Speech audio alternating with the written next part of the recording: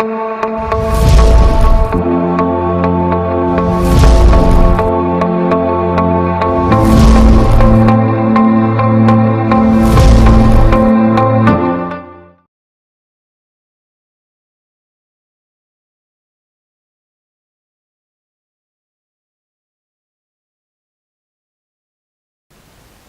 this question, two functions fx and gx are given, and it is given that fx and gx are bijective functions.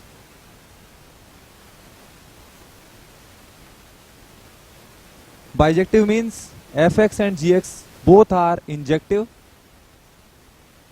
and surjective. It is also given that Goff composite function of f and g is defined, and we have to check injective and surjective nature of Goff x. So first of all, we will go for injective nature of Goff x. Injective nature.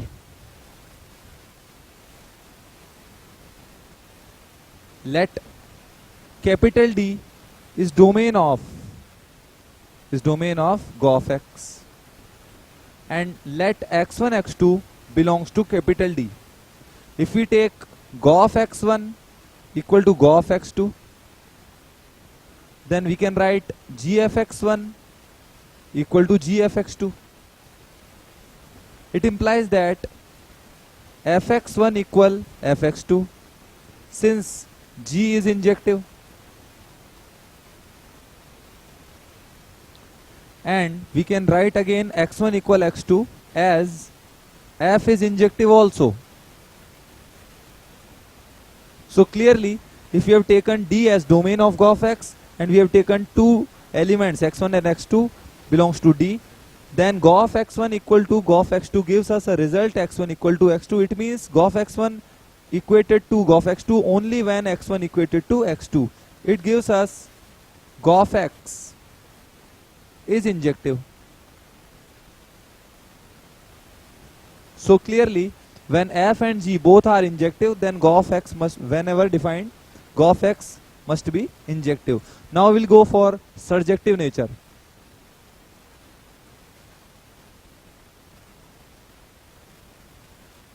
Surjective nature. We cannot say directly that when f and g both are surjective, then Goff x is definitely surjective or not. Sometimes Goff x can be onto, or sometimes Goff x can be into also. It means that we cannot state directly that Goff x is onto or into. So let f defined as follows from A to B, and g defined from C to D, A, B, C, D, and we have taken A, B, C, D, E, F, and here we have taken D, E, F and G, H, I. Let f is defined, function f is defined from A to B, and let gx is defined from C to D. And it is given that f and g both are bijective functions, so we have taken bijective functions. In this particular case, if we define Goff x, then Goff x is defined from A to D, and in A to D, we have to connect ABC with GHI, and A is connected with G, B is connected with H, and C is connected with I. If we have taken A, B, C, D in this manner, then we can see clearly Goff x is surjective. So this is a case when we have taken f and g both are bijective function, then Goff x is here in this particular case can be said as surjective function.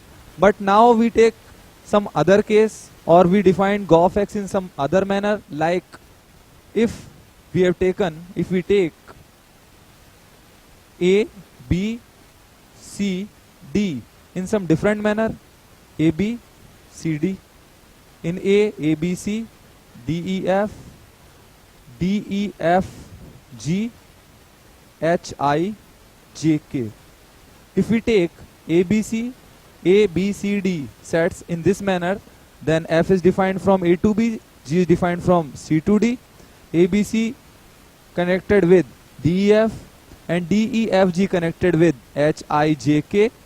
So both of them, F and G, both are bijective function in this example also.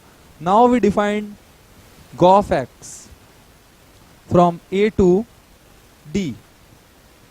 In this case, in set A we have A, B, C, and in set D we have H, I, J, K, in which we can connect A to H, B to J, and C to A to H, B to I, C to J. But here the element K remains the same. In this particular case, if we have connected ABC with DEF, so DEF connect DEF element connected with HIJ.